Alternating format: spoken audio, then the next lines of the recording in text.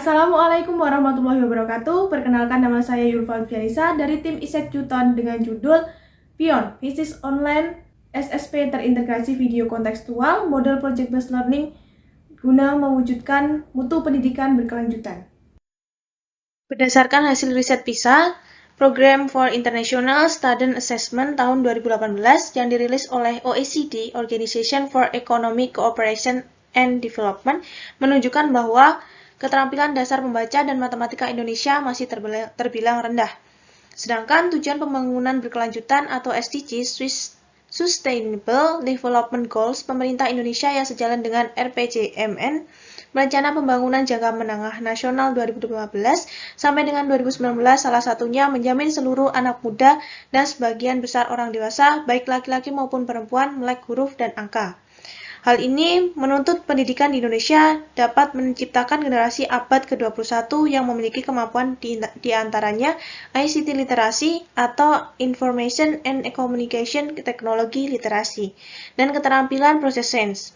Pembelajaran fisika abad 21 tidak hanya berorientasi pada pemahaman konsep saja, namun juga berorientasi pada pengembangan keterampilan 4C, yang meliputi critical thinking and problem solving atau berpikir kritis dan menyelesaikan masalah, serta kreativitas, communication skill atau kemampuan berkomunikasi, dan ability to work collaborate atau kemampuan untuk bekerja sama, yang menjadi tuntutan pada pembelajaran abad 21.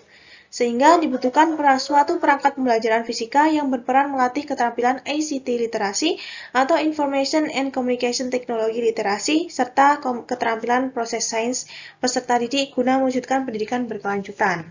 Di samping itu, penyebaran virus COVID-19 atau Coronavirus Disease 2019 di Indonesia membuat skema pembelajaran di sekolah berubah dari pembelajaran yang awalnya tatap muka atau luring menjadi PJJ atau pembelajaran jarak jauh atau daring.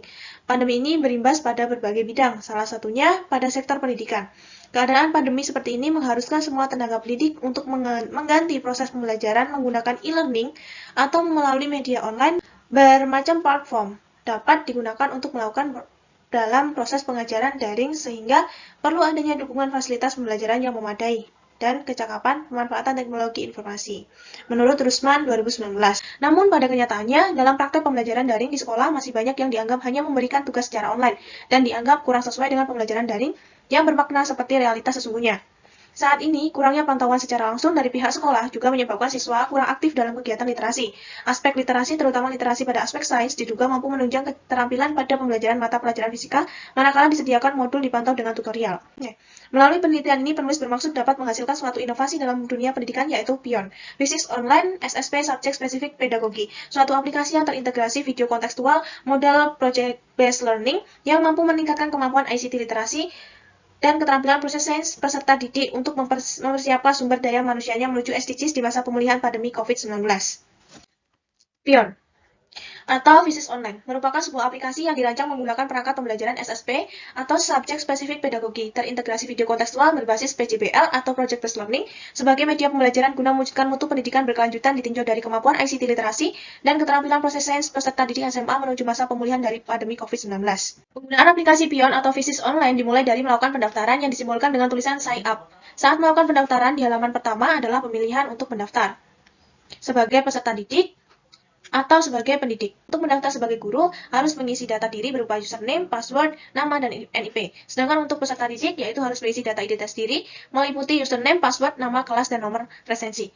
Kemudian untuk bedanya dari kedua akun, dari guru dan siswa, itu pada guru terdapat fitur ubah atau edit perangkat pembelajaran dan adanya lembah penilaian untuk peserta didik terkait dengan kemampuan ICT literasi dan keterampilan proses sains peserta didik. Setelah peserta didik maupun guru atau pendidik yang sudah mendaftarkan diri, baik sebagai guru atau siswa, untuk masuknya bisa langsung login. Kemampuan ICT literasi dan keterampilan proses sains peserta didik ditingkatkan melalui e-modul yang berbasis model pembelajaran project based learning. Adapun pada e-modul disediakan video terkait dengan penerapan materi sehari-hari atau berkaitan dengan bab keterbatasan energi dan dampaknya dalam kehidupan sehari-hari, sehingga video-video itu tadi dapat menarik perhatian peserta didik dan meningkatkan kemampuan literasi peserta didik.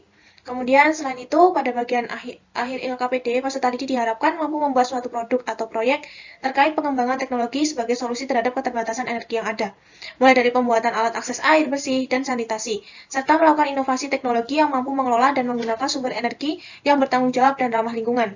Hal itu tentu saja akan sejalan dengan beberapa tujuan dari SDGs. Oke, untuk fitur yang terakhir atau tampilan yang terakhir pada lembar penilaian dapat berupa lembar penilaian untuk lembar penilaian dari segi guru maupun dari siswanya sendiri. Agar kinerja aplikasi menjadi efisien, diperlukan koordinasi dan langkah strategis yang tepat. Langkah implementasi aplikasi Beyond atau bisnis online yaitu meliputi 3 langkah. Yang pertama, persiapan atau preparing. Untuk langkah pertama yaitu proses perancangan alur penggunaan aplikasi dan identifikasi fitur. Langkah kedua, pembuatan user interface aplikasi Beyond dengan menggunakan Adobe XD. Langkah 3, menyiapkan sistem database, pembuatan dan implementasi algoritma, serta statistika deskriptif pada aplikasi Beyond atau bisnis online. Untuk langkah yang kedua, yaitu terkait uji coba aplikasi. Uji coba aplikasi dimulai dari proses input data sampai menghasilkan output. Input data dilakukan secara langsung oleh peserta didik setelah melakukan login pada aplikasi Beyond atau bisnis online. Setelah data tersedia di database, sistem aplikasi akan melakukan analisis secara otomatis. Untuk langkah yang terakhir, yaitu pemeriksaan akhir. Pada tahap ini, aplikasi Beyond atau bisnis online siap digunakan oleh peserta didik dan pendidik. Kemudian dilakukan evaluasi secara menyeluruh terhadap keseluruhan kinerja aplikasi, sehingga apabila terdapat kekurangan bisa dapat dengan segera dilakukan perbaikan, guna meningkatkan performance aplikasi Beyond atau pada aplikasi bisnis online.